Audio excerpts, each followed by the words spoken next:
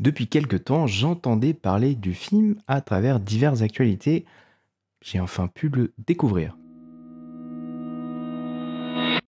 Il reste encore demain est un film italien ayant fait un carton sur le sol national. Il comptabilise plus de 5 millions d'entrées en Italie. En France, c'est pas gagné. Mariée à Ivano, Delia, mère de 3 enfants, vit à Rome dans les années 40. La ville est alors partagée entre l'espoir né de la libération et les difficultés matérielles engendrées par la guerre qui vient à peine de s'achever. Face à son mari autoritaire et violent, Delia ne trouve du réconfort qu'auprès de son amie Marissa, avec qui elle partage des moments de légèreté et de confidence intime. Forcément, avec un pitch comme ça, on se demande pourquoi le film est qualifié de comédie. L'humour vient de la dominance masculine tournée en dérision, et plus particulièrement via les interactions de l'héroïne Delia avec les hommes qui l'entourent. Les deux gros salauds du film sont le mari et le beau-père. Il y a quelques scènes qui ont fait mouche en ce qui me concerne, notamment lorsque le beau-père s'adresse à son fils, donc le mari de Delia, et le beau-père explique qu'il faut arrêter de frapper quotidiennement sa femme. Là, en tant que spectateur, on se dit Alléluia, enfin quelqu'un qui prend la défense de cette femme. Mais le beau-père enchaîne et lui dit arrête de la frapper quotidiennement, juste une fois de temps en temps, sinon elle va s'habituer. Oui, forcément, côté humour, c'est assez noir. On rit de voir ce genre d'horreur normalisé. On rit du ridicule de ces personnages. Mais on rit beaucoup moins lorsque le mari Ivano ferme la porte pour corriger sa femme. Chaque moment passé en compagnie du mari installe une vraie tension dans les scènes. Un mauvais mot, un regard de travers, peuvent suffire à faire basculer le mari dans la violence. On a une violence qui est morale, parce que le mari passe son temps à lui dire qu'elle est à côté de la plaque, qu'elle ferait mieux de se taire, de la fermer. Et c'est également, comme on l'a dit tout à l'heure, une violence physique. La scène, selon moi, la plus mémorable du film vient d'une séquence sur les violences conjugales.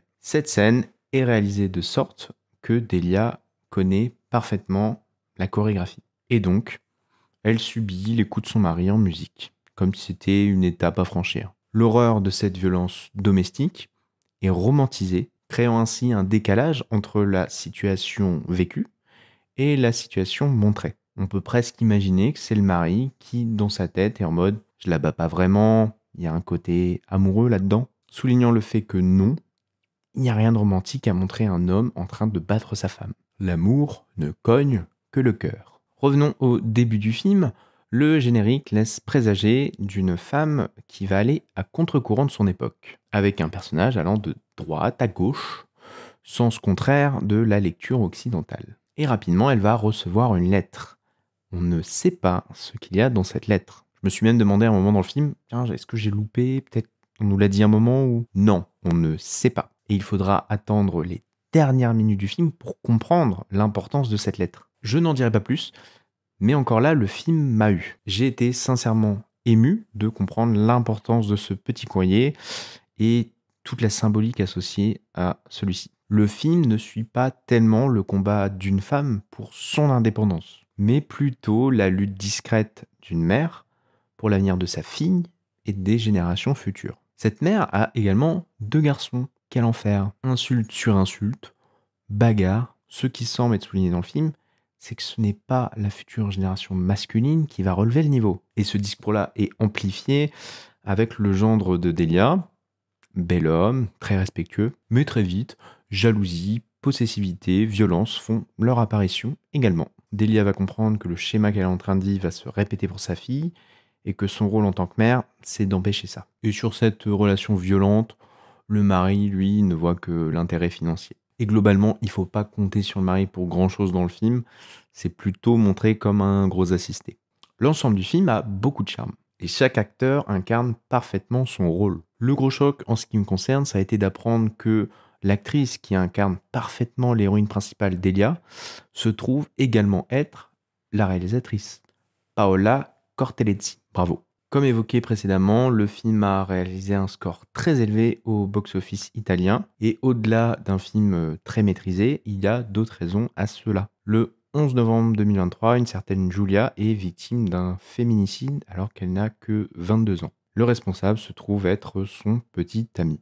Cette histoire va amener des manifestations assez massives en Italie, et en parallèle, la sortie du film Il reste encore demain va mettre un coup de projecteur sur le manque de changement du côté des femmes depuis les années 40. Et évidemment, en ce qui concerne la France, le film va bien au-delà des frontières de l'Italie. En plus de ça, ce qui peut expliquer ce succès, c'est que le film est très accessible, à tel point que certaines écoles en Italie l'utilisent déjà comme un objet d'étude. Vous l'aurez compris, Il reste encore demain dépasse le cadre du film en s'attaquant avec humour et tendresse à la cause féminine. Pour ceux que ça inquiète, le film n'a pas non plus la bêtise d'être un pamphlet anti-homme en intégrant dans le scénario des hommes respectables, rendant d'autant plus ridicule les hommes qui se la jouent grand prince, mais qui au final ne sont que des boulets aux pieds de Delia. J'ai beaucoup aimé le film, je vais pas aller plus loin, pas trop spoiler non plus. Sa grande force, c'est sa capacité à nous faire passer du rire aux larmes. Pour vous donner une idée, c'est aussi un peu le genre de film qui est facile à designer, parce que les scènes sont toutes assez iconiques. Les lieux sont bien définis, les personnages sont faciles à identifier. J'ignore si ça vous fera le même effet, mais c'est le genre de film qui pourrait continuer encore et encore, car je l'ai trouvé en tout point attachant.